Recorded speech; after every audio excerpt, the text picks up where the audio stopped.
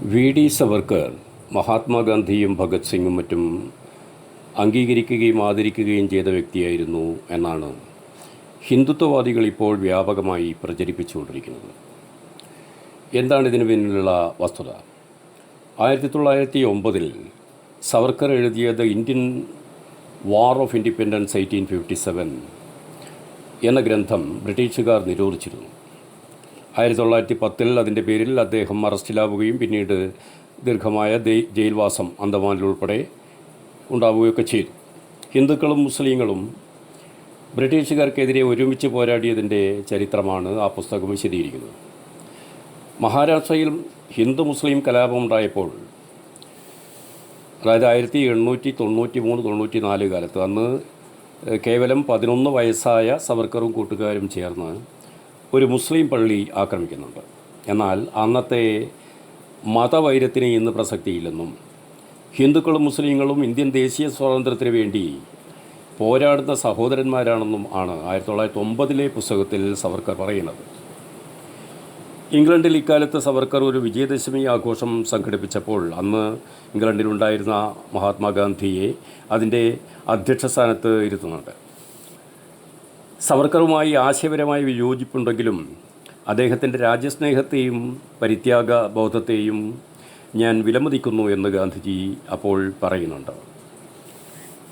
1924 ഭഗത് സിംഗ് എഴുതിയ വിശ്വപ്രേമം എന്ന ലേഖനത്തിൽ സവർക്കറെ ധീരഹൃദയൻ, ഉഗ്രനായ കലാപകാരി, കടുത്ത അനാർക്കിസ്റ്റ്, വീരൻ എന്നൊക്കെ അദ്ദേഹം പ്രശംസിക്കുന്നുണ്ട്. 1923 സവർക്കറിൽ പ്രകടമായ വർഗീയ വികാരങ്ങൾ ദൃശ്യമാകുന്നത്. ആ വർഷമാണ് അദ്ദേഹം എസൻഷ്യൽസ് ഓഫ് ഹിന്ദുത്വ എന്ന പുസ്തകം രചിക്കുന്നത്. മുസ്ലിം വിരുദ്ധ മനോഭാവത്തിൽ നിന്ന് ദേശീയ സ്വാതന്ത്ര്യത്തിലേക്കും ഒടുവിൽ വീണ്ടും കടുത്ത ഹിന്ദുത്വ തീവ്രവാദത്തിലേക്കും അദ്ദേഹം മാറിക്കൊണ്ടിരിക്കുകയാണ്. അത് കാണാൻ കഴിയും. ഹിന്ദുക്കളും മുസ്ലിങ്ങളും ഹിന്ദുസ്ഥാൻ മണ്ണിൻ്റെ പുത്രന്മാരും രക്തസോദരന്മാരും ആണെന്ന്, അതുപോലെ അവർ തോളോട് തോൾ ചേർന്ന സ്വന്തം രാജ്യത്തിൻ്റെ സ്വാതന്ത്ര്യത്തിന് വേണ്ടി പോരാടണമെന്നും 1909 ആഹ്വാനം ചെയ്യുന്ന സവർക്കർ 1923 എസൻഷ്യൽസ് ഓഫ് ഹിന്ദുത്വ എന്ന പുസ്തകത്തിൽ പറയുന്നത് ഇന്ത്യ ഹിന്ദുക്കളുടെ പിതൃഭൂമിയും പുണ്യഭൂമിയുമാണ് എന്നാണ്. മുസ്ലിം ക്രിസ്ത്യൻ സമുദായങ്ങളെക്കുറിച്ച് സവർക്കർ പറയുന്നത് ഇന്ത്യ അവരുടെ പിതൃഭൂമിയായിരിക്കാം, എന്നാൽ അവരുടെ പുണ്യഭൂമി വളരെ ദൂരെ അറേബ്യയോ പാലസ്റ്റീനോ ആണ് എന്നാണ്. അവരുടെ ദൈവങ്ങളും അവരുടെ മിഥോളജിയും ഈ മണ്ണുമായി ബന്ധമുള്ളവയല്ല എന്നും അദ്ദേഹം പറയുന്നു. മുസ്ലിങ്ങൾ ഒന്നിച്ചു നിൽക്കേണ്ടുന്ന രക്തസോദരർ ആണെന്ന 1909 അഭിപ്രായങ്ങളെല്ലാം വലിച്ചെറിഞ്ഞ സവർക്കർ 1923 മുസ്ലിങ്ങൾ വിദേശികൾ ആണെന്നും അവർ ഇന്ത്യൻ സംസ്കാരത്തിൻ്റെ ഭാഗം അല്ലെന്നും തികച്ചും അന്യരാണെന്നും ഉള്ള വർഗീയ വികാരം വളർത്താൻ ആരംഭിച്ചു.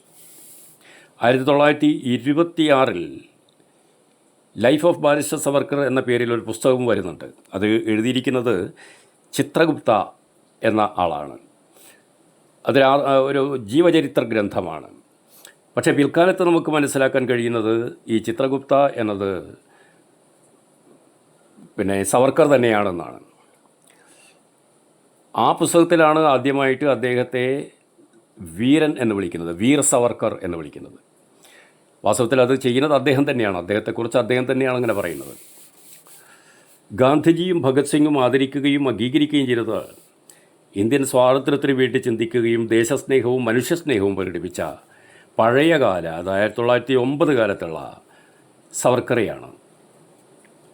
തൻ്റെ രാഷ്ട്രീയ ഗുരുവായ ലാലാ ലജ്പത് റായ് പോലും ഹിന്ദു മഹാസഭയിൽ ചേർന്നു എന്നറിഞ്ഞപ്പോൾ അദ്ദേഹത്തെ തള്ളിപ്പറഞ്ഞ ഭഗത് സിംഗ്, മാത്രമല്ല എല്ലാ മതേതര വിശ്വാസികളും തള്ളിപ്പറയുന്നത് വർഗീയവാദിയും വിഭജനവാദിയും മനുഷ്യത്വ വിരുദ്ധനുമായ ഹിന്ദുത്വ വക്താവായ വി ഡി സവർക്കറെയാണ്, അല്ലാതെ പഴയ വിപ്ലവകാരിയായ വി ഡി സവർക്കറെയല്ല.